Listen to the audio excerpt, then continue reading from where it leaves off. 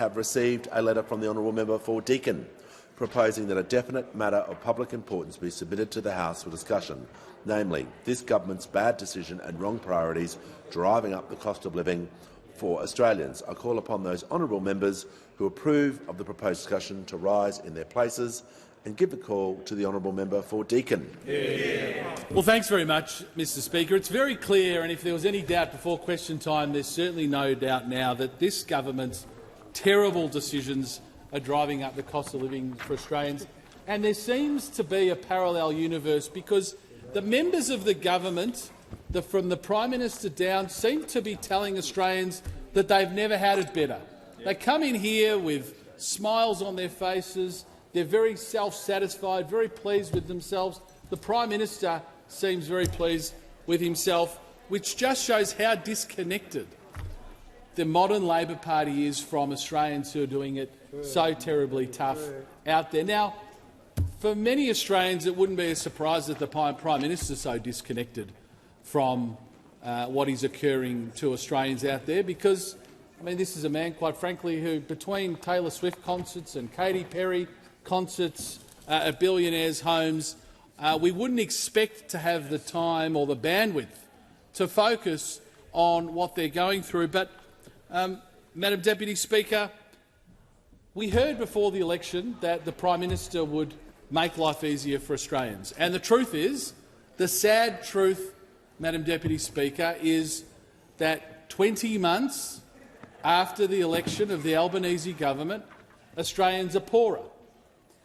There's no simpler way to put it than that. Australians are now poorer because of the decisions of this government. Now, you'd think that members opposite, anyone connected to their electorate, would hang their head in shame rather than coming in here looking very self-satisfied as they are, talking about tax cuts that won't start until the 1st of July, with people who are now $8,000 a year on average worse off. $8,000 a year. That doesn't even count for the millions of Australians with a mortgage. And if you're an Australian with a mortgage, you're not $8,000 a year worse off. You're $24,000 a year worse off. Under this government, Madam Deputy Speaker, we've seen rents increase by 26%. We see first home buyers at their lowest levels for over a decade. We see new home starts at their lowest levels for over a decade. We see approvals at their lowest levels for over a decade. And what that means, Madam Deputy Speaker, is if Australians thought Labor's housing crisis in 2023 was bad, Labor's housing crisis in 2024 and 2025 is going to be even worse. And I'll come back to housing, Madam Deputy Speaker. But in that time, in the time that the Prime Minister has been jetting around, feeling very satisfied, there's no celebrity that can come to Australia without the Prime Minister mobbing them in some way, shape or form. There's no celebrity that's safe in this country. There is no celebrity or international pop star that can fly into Australia and fly out without being mobbed by our Prime Minister. Well, in that time, when the Prime Minister said he would reduce energy prices for the average Australian by $275, well, what's actually happened in that time? Electricity is up by 20%, gas is up by 27%. How on earth is every member opposite going to explain to their electorate when people quite rightly ask, where on earth is my $275 reduction?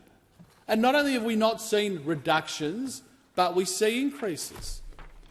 And Madam Deputy Speaker, the disconnect between the government and what Australians are facing, I think, is the most concerning thing here. Because, let's be frank, Australians' faith in this place has got worse since this government has been in power, and you can understand why. You can understand that when they look at members opposite walking into question time every day, basically telling Australians you've never had it better, basically telling Australians that the government deserves a pat on the back, that they would feel as though they're being gaslit. Let's be frank. Most Australians would think, what parallel universe do these people live in? And then we see a policy from this government to smash the vast majority of Australians who purchase new cars in this country with their new tax on family cars. I mean, who on earth would think, in this economic environment, of all the priorities, that what do Australians need desperately? They need a new tax on family cars and a new tax on the most popular family cars in this country. Now, I'm sure the Prime Minister really wasn't planning on finishing question time talking about their new tax on family cars, but it's pretty clear that the Prime Minister needs to mop up after the member for McMahon. I'm sure he didn't want to be doing that, but what he didn't do in that answer, Madam Deputy Speaker, is tell Australians and level with Australians on the costs that Labor's tax on family cars will impose. Now, here we've got, I think, very conservative estimates. I think very generous estimates to the government of what the impact of their tax on family cars will be. This includes an additional $11,020 for a Toyota RAV4, a $12,180 increase for an MG ZS, a $25,000 increase for a Toyota Land Cruiser, a $17,950 increase for one of the most popular new cars in this country, a Ford Ranger, a $14,490 increase for a Toyota Hilux, and a $13,830 increase, a tax on Australian families for an Isuzu D-Max.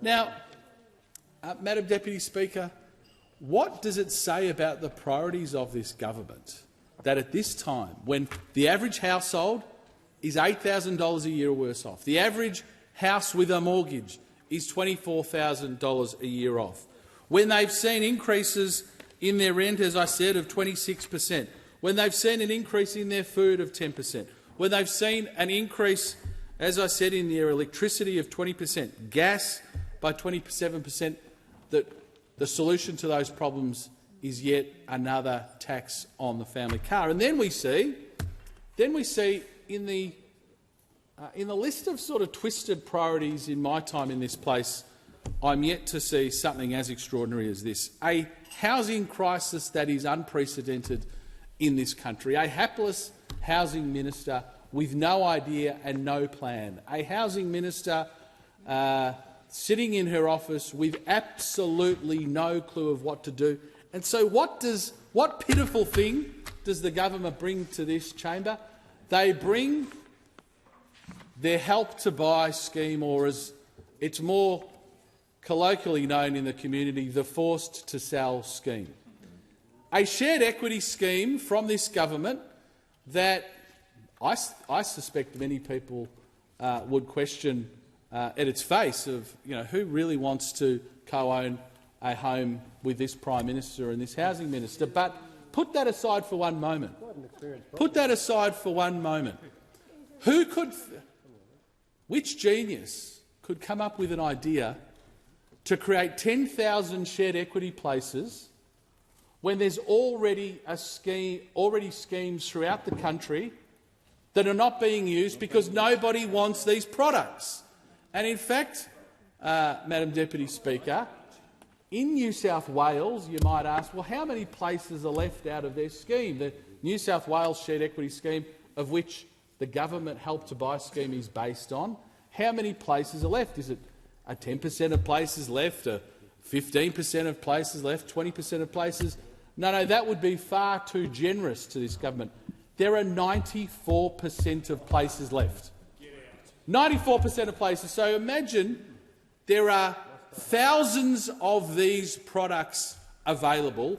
Australians do not want them for a range of reasons, including that if your income goes above a certain level, you can be forced to sell your home. So you come home excited that you've got a pay rise, really happy that I've got a pay rise, to tell your partner to tell your family you've had a pay rise, but if that pay rise takes you above the income threshold, the government can sell the house from underneath you. No wonder there's 94% of these places left in the New South Wales scheme and places left in the Victorian scheme and the South Australian scheme and the Western Australian scheme. Why on earth that would be a priority for this government just shows that they do not understand the pressure and the cost of living crisis faced by Australians.